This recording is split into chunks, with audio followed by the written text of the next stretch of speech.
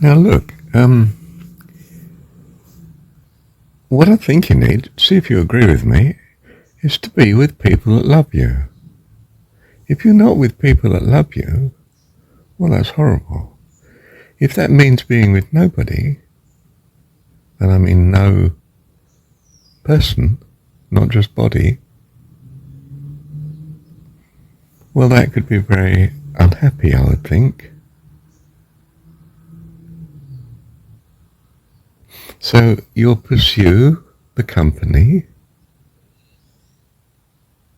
of those that you love being with. But if they don't love being with you, then you're eternally at risk of them harming you, doing things at your expense and cost, not to your welfare. Don't be with people that do not choose your welfare. Now, they may be very civilized and polite about this, but still not love you. And therefore they will do harmful things to you in the end because they don't love you. You should be very careful with such company. Don't indulge yourself heavily in it, but you're at risk. Now, you may say, well, I live in a world of children, none of them are that reliable. Now, that's true.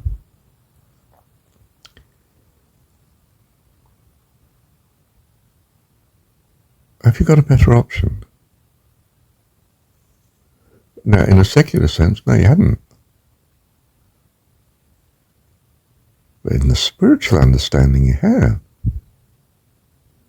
you can cultivate the understood company of God. You can become aware of His loving kindness to you and Him as a person, a dad, your dad. Understood to be all-powerful and all-loving. Now, supposing you're wrong, He doesn't exist. Well, if He doesn't exist, He can't be harmful to you, can He? I mean, you can be harmful to yourself, but if He doesn't exist, He can't be harmful to you. But if He does exist, oh my goodness, sky's the limit, man. Life eternal. Do you see, it's Pascal's choice again, isn't it? There's only one option to take for a rational person. I'm going to choose to believe God exists. And I find Him wonderful company, and you may think, oh, Marshall's completely deluded. But it's a very happy delusion. I suggest you opt for it, because your delusion, from my point of view, is not causing you too much benefit. Perhaps, I mean, I don't know you personally, so you can't take it personally, can you? But you see what I mean? Would it be better, supposing God doesn't exist, to live my life in a paradise of imagination, happy and joyful, loving and bright and cheerful? And then, when you die, there's nothing, because there was no God after all.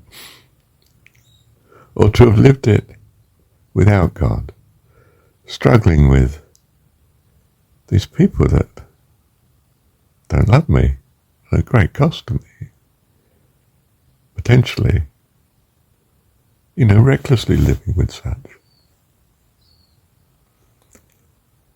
What I'm saying then is, don't be too anxious to be sociable and live with people.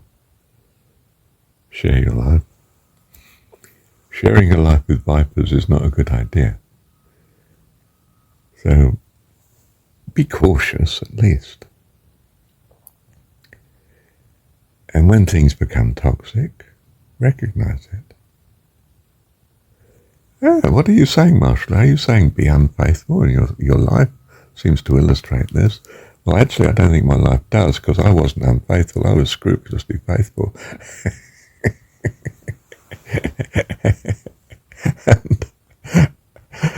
didn't rescue me from breakup. If the partner chooses to go, what can you do? You can howl and despair, but what can you do? You tried everything. You loved them to your best. I'm not going down that road. I get depressed if I talk about that. I don't choose to go that way. I'm not on a self-pity trip, as you can tell. I am on a rescue trip, though, both of myself and you. And I don't want you to be mauled by the enemy, so to speak. Colourful language, that, but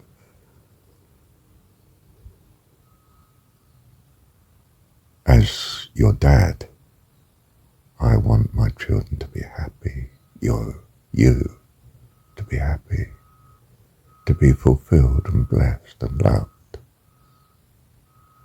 So I advise accordingly. Love God with all your heart, soul, mind and strength. Your God, your dad. The one that you truly value, that personifies your values deep in your heart. Find out what those values are, what you truly value. Is it integrity, faithfulness, honesty, love, kindness, joy, peace? Ability, yes. Wisdom, understanding, yes, certainly. Perhaps wealth, yes. I mean, all things, true wealth, not just physical wealth, spiritual wealth. Is this what you value? Or whatever it is that you value as your God. That's what you need to pursue. You quickly put yourself right. You know, if you, like Marshall, value having a perfect relationship with a wife, you'll find it's not necessarily an option. It's one thing to have a perfect relationship with God. It's quite another thing to have a perfect relationship with a child. Like yourself. Myself, not just yourself. Myself. I'm a child. I'm not going to fulfill all of your godly needs. Only your God can. And in as far as he doesn't, you're going to shift what your God is, your understanding of God, your God, to something more appropriate, more sure and safe and right and happy and good and blessed. You'll quickly form the right understanding of your God to be a blessing to you. Bless you. Bless you. Thank you, Dad. So my present preoccupation of mind is, to some extent, I've left churches, plural. I am actually attending a church, different one, but the ones I've left I value. But they're harmful to me. Ultimately, they're stopping my fuller devotion to my God. They're stopping me being true because I'm compromised by their imposition of what they require in being a member of their group.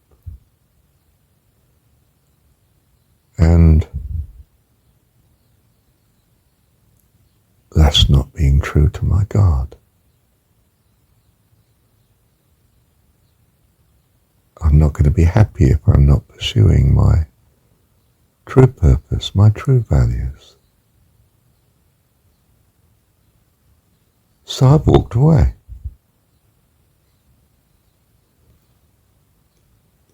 I've been less harmonious with them, in the sense of less conforming than they wanted, so they pushed me away. And I could easily have stopped them pushing by simply conforming more. But the cost is too high. I don't wish to do that. And I'm free not to do that, thank goodness. So I leave.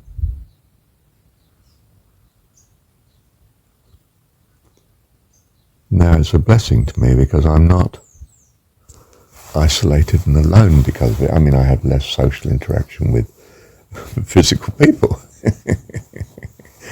But I've got more time to have relationships with others, of course, now, and more opportunity.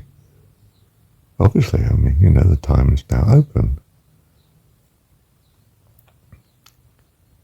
And more time to follow a closer relationship with God. Not so close that I can't sustain it, or rather not so monopolized by God that I can't sustain it. But more so, more in that direction. And I'm blessed by it. Blessed by it, you see. Is this just a short-run relief? Or is it just a short-run cost? What's the long-run effect? Well, we'll see how it pans out. If it's too high a cost, well, I'll step back into, as I in some sense have, I've taken up another church that I go to on a Sunday.